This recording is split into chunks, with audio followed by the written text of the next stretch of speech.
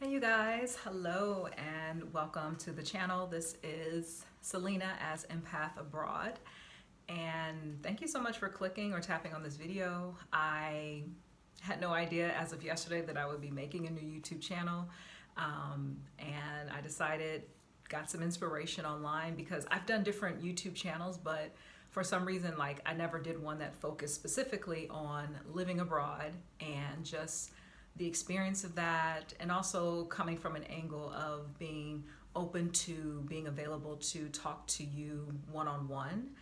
Saying one-on-one because I will share a link in the description if you want to talk with me, one-on-one, just kind of get some more in-depth questions asked. If you're someone who is curious about living abroad, what's that like, whether it's for short-term, long-term, as far as what makes me someone to talk to about living abroad. Well, at the moment, as you see, I'm in my apartment. I live in South Korea. I am about 20-ish minutes away from Seoul, so I'm very close to the capital area.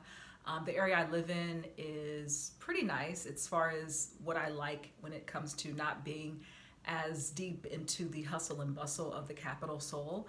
I feel like this area really gives me like a nice mixture of, you get the same businesses and stores and cafes and everything, but a little bit more toned down, and I like that. So yeah, so I live in Korea. I have lived, if I count all the years from 2011 until now, it's almost close to 7 years that I have lived and taught English abroad in Korea. So, and even before that, my first experience abroad was going to study in Spain, in Madrid, when I was a university student. And let's see, the other abroad experience, I had a 4-month stint in Mexico, which that was an experience of how not to move abroad. So if you're wanting to know how to not move abroad, then my experience in Mexico is one for you. So I might have to do another video on that. But if you decide to talk to me one-on-one through like a discovery call, I can definitely share what not to do when you're moving abroad. And I think with all of that, it's really helped me learn a lot about myself. Like, even in those moments where I was like, ooh, this did not work out so well, it still taught me so much. And this has been quite an interesting journey, like as far as when I first went abroad as a student.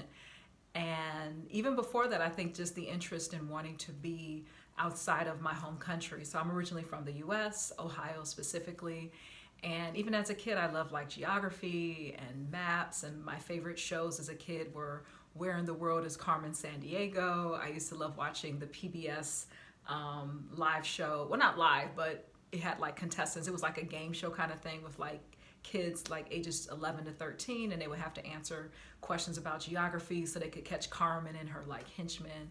Definitely Google it. I might have to put a link below so you can see like a link of the show. It's a wonderful nostalgia trip for me to go on YouTube and watch like old episodes of Where in the World is Carmen Sandiego. If you also like that show, leave a comment below. I'd love to know if that was something you also love to watch.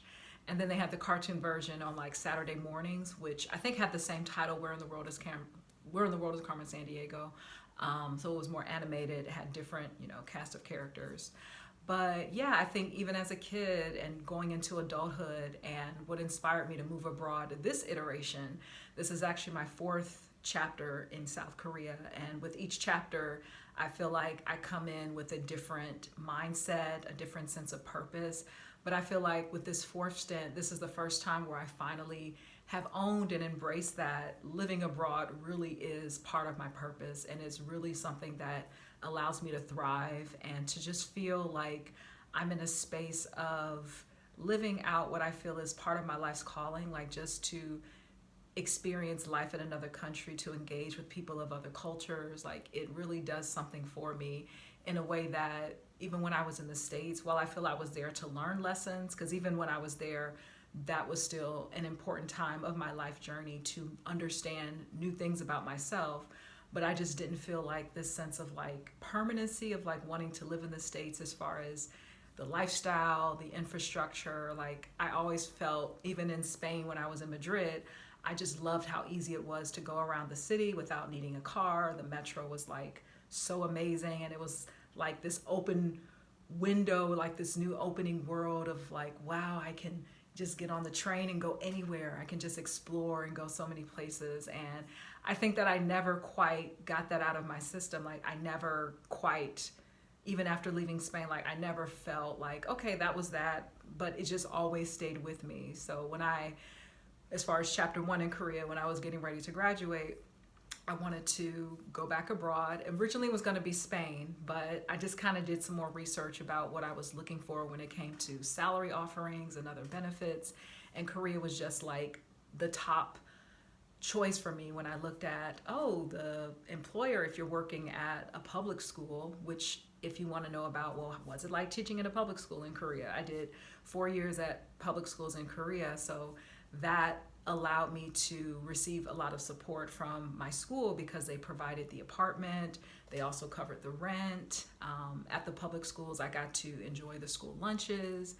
And yeah, I think that just having that experience of feeling so much support to help you as you're getting settled into a country, especially as the language goes, even now, you might say, how do you not know the language all the way? Like I am still not very fluent in Korean. I can read it very well and I have taken classes. But my first, language outside of English is Spanish. And I feel that language always connected to me so much. And I do have an interest in Japanese as well. I started studying a little bit of it and I'm also still interested in Italian. But as of being in Korea now, I definitely still have to work on the Korean. And but being able to at least read the language is a good starting point, and being able to read signs and to at least be able to recognize what you're looking at is a big, big help. Coming to Korea opened up a lot of doors for me, and meeting different people and just exploring different parts of, my interest and getting involved in different activities and clubs, and, being in a country with mountains, because in Ohio we don't have mountains. And so getting to experience hiking and just the different landscapes that are here compared to where I am from in the US, I really loved.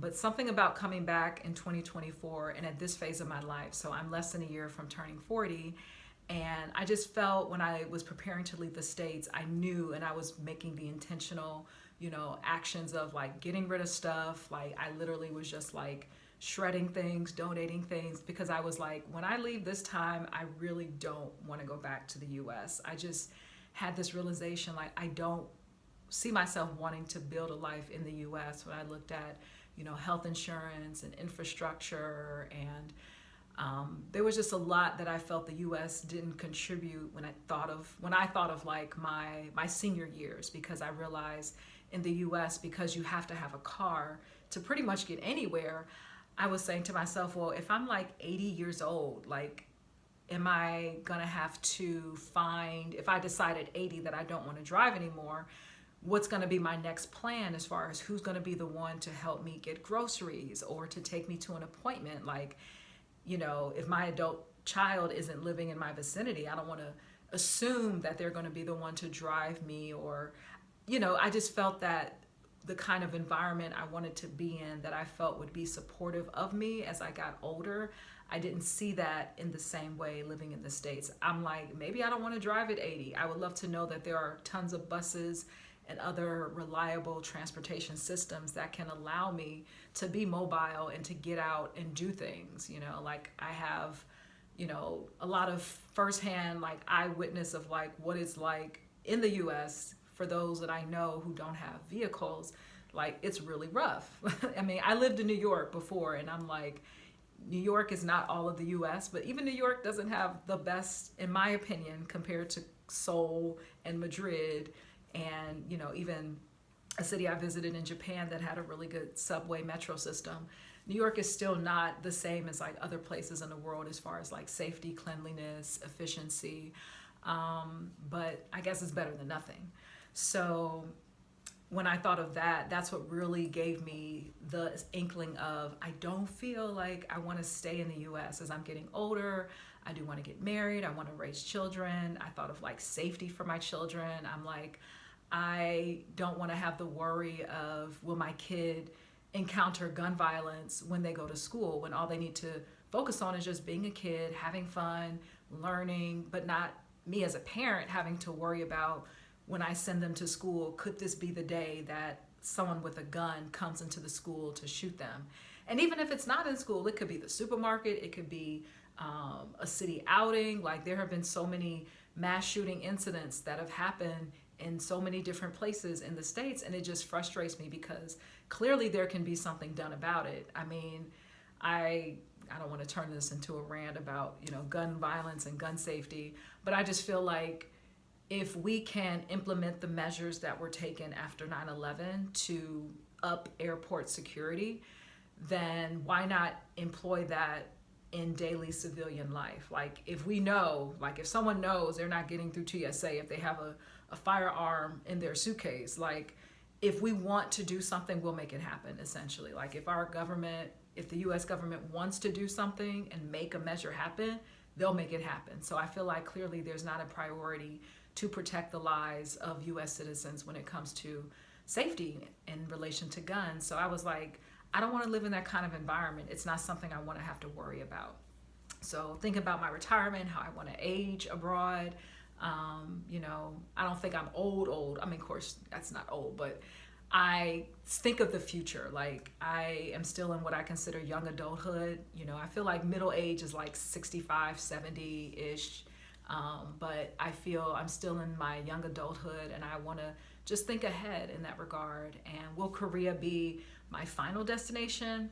I don't think so. Like, even being here now, I feel I do like Korea, but I also feel it's a nice country. I do like living here, but I look at other areas as far as certain needs I have, and also the language, because I'm thinking, well, if I don't fully master this language, what environment would support me as far as being more linguistically fluid? And I still think about Spain because I had a really great experience there, and also the diversity as well. I'm just thinking of the future as far as having children and the kids I want to raise. I do feel that wanting to raise them in a space where they can at least experience more cultural diversity in that regard, and just also considering like the educational system. So I do teach English in Korea, and no system is perfect. So I do consider, what would be options as far as educating a child here in South Korea, a child who is not obviously visibly Korean. But I'm also feeling just like this curiosity to explore other parts of the world, to live in other parts of the world, or to return to places like Spain that I still think about. I do have this feeling like Italy is also somewhere in the books in the future. So we'll see. But for now, with this life that I'm building abroad, with this intention of, even if I were to leave Korea, my plan is not to go back to the States. I just feel that finding a way to build purpose abroad in a way that will allow me to sustain my life abroad and to build something that can help others. And so again, if you're watching this and you're like, well, tell me more about how I can live abroad, because with Korea, I recognize it's becoming very popular and it's on the radar for a lot of people, especially with like the K-pop Demon Hunters movie on Netflix. I know Squid Game was really big a few years ago, and I know they did like another Squid Game this year, which I did not watch. I just kind of felt like the first one was good enough. I don't want to watch the second one and be like, oh, why did they do this? I just feel like the first one was already so good.